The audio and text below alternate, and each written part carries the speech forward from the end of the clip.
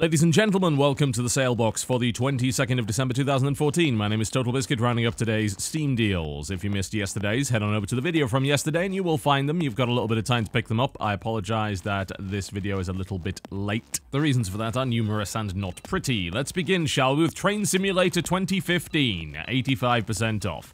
I know nothing about Train Simulator, and I'm not going to pretend to. Outlast, 75% off. Considered by a lot of people to be part of the revival of actual horror games, as opposed to survival horror, quote-unquote, which seem to be little more than QTEs and shooting things in the face. Outlast is a game about sneaking around with a camera that you bought from Poundland and has a battery that lasts about 4 minutes, 37 seconds. You use said camera's night vision mode in order to see what's coming to horribly murder you, and you'll have to avoid various nasty little beasties on the way through. There's also a nice piece of DLC called Whistleblower, which is certainly worth playing as well. It is absolutely bloody terrifying if you're into that kind of thing. I'm not into that kind of thing. Saints Row 4, 75% off. The time when the series jumped the shark. I mean, previously it kind of hopped the shark a little bit, you know, it danced around the shark, but this time it leapt over it with superpowers. That's how Saints Row 4 rolls. It's less of a GTA wannabe and more of an Incredible Hulk Ultimate Destruction wannabe at this point. It's more like Prototype than it is GTA 4. Its sense of humor has completely gone off the rails, and for the most part, I found that to be a pretty good thing indeed. Some people found the strange dissonance between the gangster lifestyle and the weird stuff that was going on in the world to be a little bit off-putting with Saints Row 2 and 3. I don't necessarily think that was the case, but I like the fact that Saints Row 4 just completely threw away any pretense of being about gangsters, and it's all about silly weapons, silly superpowers, and a crazy world inside a computer. Nothing wrong with that whatsoever. For some people, that went a little bit too far. For me, maybe it didn't go far enough. It's a very enjoyable open-world romp, and I would suggest getting the Game of the Century edition. It's a little bit more expensive, and it packs in all of the DLC, most of which is kind of pointless, but some of which is certainly worth playing, and the couple of additional dollars will get you a lot more content. Chivalry, now 80% off rather than 75%. They did a minor correction there. So Chivalry is really good, as you are probably well aware. I like it a lot. We played it for some sponsored deals as well, full disclosure there, although I did give my opinion far prior to that. It is one of the best examples of melee weapons in a multiplayer game, which is a notoriously difficult thing to actually pull off. But Medieval Warfare has a very healthy player base, even though they released the Deadliest Warrior DLC. Now, Deadliest Warrior I don't really like so much. It's amusing, don't get me wrong. I like the idea that you can have pirates fighting knights, fighting samurai. That's all very interesting, and of course the weapon variety is there, but I feel that the game modes of Chivalry Medieval Warfare are far stronger than Deadliest Warrior, which is really little more than the deathmatch. In Medieval Warfare, you have a bunch of multi-stage objectives, which reminds me of Wolfenstein Enemy Territory and Brink and things like that, and I find that to be much more enjoyable. So, unless you are absolutely desperate to shoot a ninja in the face with a flintlock pistol, then Chivalry Medieval Warfare is the better buy there.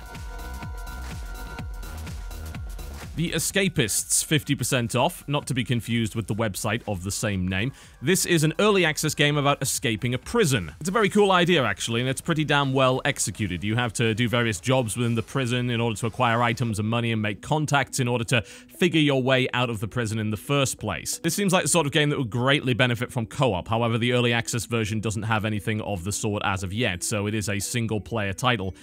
And again, it's early access. It is lacking in content. It's getting there, and it's a really cool concept. I have no doubt once it's finished, it's going to be fantastic. But my usual caveat applies. Unless you are extremely enamored by the concept and the theme, I would suggest waiting for full release. Endless Legend, 50% off. Something that went under the radar for quite a few people this year, developed by the same folks that brought you Endless Space. This game has some interesting ideas, particularly the notion that all of the factions are really different. They don't just get little bonuses here and there, they actually get some significant penalties, things that really change their playstyle. There is literally a faction that can't directly start wars, for instance. There's another one that can force people into alliances. That's the sort of thing which really helps with the replayability. It's a very nice fantasy 4X game that's got a good amount of depth and replayability, although the combat leaves something to be desired. I think that they definitely could have done a little bit more with that. It's a nice looker, though, with plenty of depth, and if you're looking for a 4X fantasy game, then you should certainly be having a look into Endless Legend. The Walking Dead Season 2, 75% off. I believe we've talked about this one before. Some people think this is the best thing that Telltale has come up with. I personally don't agree, but I think that's more down to subject matter more so than anything else. I don't really find The Walking Dead to be a particularly compelling universe, although those looking for human interactions and very strained and stressful situations, well, The Walking Dead is packed full of those. This was a Telltale game that came out as they were sort of transitioning from the pseudo point-and-click genre into what I now just call the Telltale narrative game, which is mostly driven by timed dialogue choices and QTEs.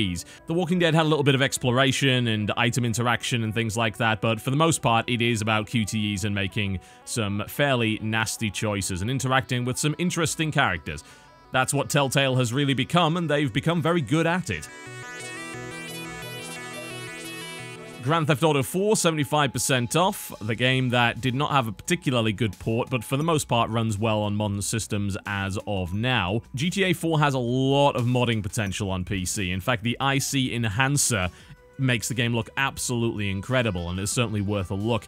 You can also pick up the complete pack, which will come with the episodes from Liberty City, and I would actually say the Ballad of Gay Tony is probably the strongest of the three, including the main storyline. You can pick that up for $1 more, the complete edition. I'd get that. The complete pack comes with things like GTA 3, San Andreas, Vice City, and so on and so forth, but I'd say the complete edition is the best bargain here. Despite some design decisions that some people disagreed with, as well as a main character that many people disliked, GTA 4 is still a really nice piece of work, and it's worth picking up just to play the episodes from Liberty City. Just be aware you might still run into some problems with the port, and as a result, I'd recommend PCGamingWiki.com to troubleshoot any issues you might have.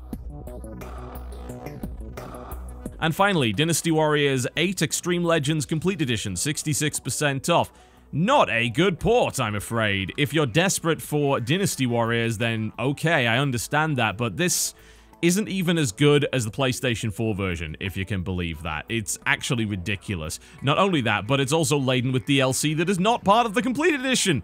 There's mostly costumes and weapons and things like that, but god damn it, there's a lot of DLC for this game. It actually costs $190 if you want all of it, so not exactly what I'd call the complete edition, is it? The game's a port of the PS3 version, not the PlayStation 4. I would suggest, if you're gonna play it with a controller, because good lord, keyboard and mouse does not work very well with this game whatsoever. It's a slapdash, lackluster port. If you're desperate for some Dynasty Warriors on PC, then by all means.